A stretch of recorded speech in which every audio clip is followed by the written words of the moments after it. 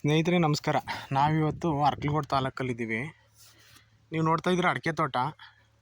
ಇದಕ್ಕೆ 4 ವರ್ಷದ ಮೇಲೆ 8 ತಿಂಗಳ ಅಡಿಕೆ ತೋಟ. ಇದಕ್ಕೆ 2021 ಏಪ್ರಿಲಲ್ಲಿ ನಾಟಿ ಮಾಡಿದ್ದು.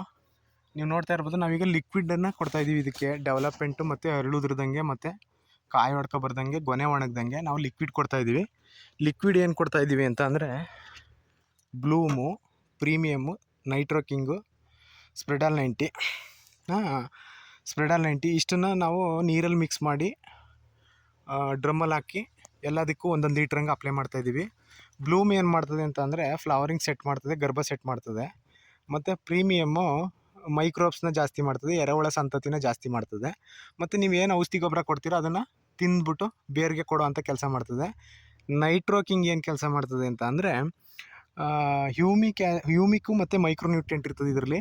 ಇದು ಡೆವಲಪ್ಮೆಂಟ್ ಮಾಡ್ತದೆ. ಸ್ಪ್ರೆಡಾಲ್ 90 ಸ್ಟಿಕ್ ಥರ ನೀರು ಸಾಲ್ಟೇಜ್ ಆದ್ರೂ ಅದು ನೀರು ಎಷ್ಟು ಬೇಕೋ ಅಷ್ಟನ್ನು ಹಿಡಿದಿಟ್ಕೋತದೆ ಮತ್ತು ಸ್ಪ್ರೆಡ್ ಮಾಡ್ತದೆ. ಇಷ್ಟನ್ನು ಮಿಕ್ಸ್ ಮಾಡಿ ಎಲ್ಲ ಮರಕ್ಕೂ 1 ಲೀಟ್ರ್ ಹಂಗೆ ಅಪ್ಲೈ ಮಾಡಿದ್ರೆ ನಿಮಗೆ ಎಲ್ಲೋ ಇರೋದು ಹೋಗುತ್ತೆ, ಗೊನೆ ಒಣಗ್ತಾ ಇರೋದು ನಿಲ್ಲುತ್ತೆ, ಮತ್ತು ಫ್ಲವರಿಂಗು ಗರ್ಭ ಚೆನ್ನಾಗಿ ಸೆಟ್ ಆಯ್ತದೆ. ನೋಡಿ, ನೀವು ನೋಡ್ತಾ ಇರ್ಬೋದು 4 ವರ್ಷದ ಮೇಲೆ 8 ತಿಂಗಳಿಗೆ ಯಾವ ಥರ ಡೆವಲಪ್ಮೆಂಟ್ ಬಂದಿದೆ ಅಂತಂದರೆ, ನಾವು ಕೋಳಿ ಗೊಬ್ಬರ, ತಿಪ್ಪೆ ಗೊಬ್ಬರ ಮತ್ತು ಕುರಿ ಗೊಬ್ಬರ ಏನನ್ನೂ ನಾವು ಬಳಸ್ತಾ ಇಲ್ಲ.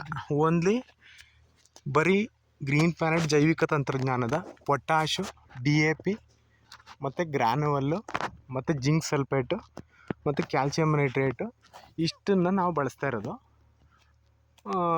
ಇಷ್ಟು ಎಲ್ಲನೂ ಮಿಕ್ಸ್ ಮಾಡಿ ಒಂದು ಮರಕ್ಕೆ 500 ಗ್ರಾಮ್ ಹಂಗೆ ಗೊಬ್ಬರನ ಕೊಡಬೇಕು. ಮಣ್ಣಿಗೆ ಹಾಕಿ ಮುಚ್ಚಬೇಕು. ಅದು ನಿಮಗೆ ಹೆಚ್ಚು ಕಡಿಮೆ 4.5ರಿಂದ 5 ತಿಂಗಳು ಕೆಲಸ ಮಾಡಿಕೊಡ್ತದೆ. ಒಂದು ಲಿಕ್ವಿಡು, ಒಂದು ಗೊಬ್ಬರ ಕೊಟ್ಟರು ಸಾಕು. ನೀವು ನೋಡ್ತಾ ಇರ್ಬೋದು, ನೋಡಿ ಎಲ್ಲ ಹಿಂಗಾರ ಸೆಟ್ ಆಗಿದೆ.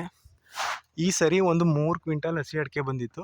ಈ ವರ್ಷ ಒಂದು 35 ಕ್ವಿಂಟಲ್ ಹಸಿ ಅಡಿಕೆನ ನಿರೀಕ್ಷೆ ಮಾಡ್ಬೋದು. ನನ್ನ ಪ್ರಕಾರ 1 ಎಕರೆಗೆ 600 ಮರಕ್ಕೆ 6 ವರ್ಷದಿಂದ 7 ವರ್ಷದ ತೋಟ 80ರಿಂದ 90 ಕ್ವಿಂಟಲ್ ಹಸಿ ಅಡಿಕೆನ ಕೊಡಬೇಕು.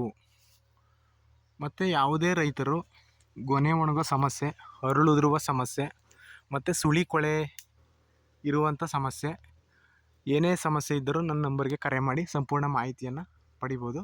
ಥ್ಯಾಂಕ್ ಯು, ಧನ್ಯವಾದ.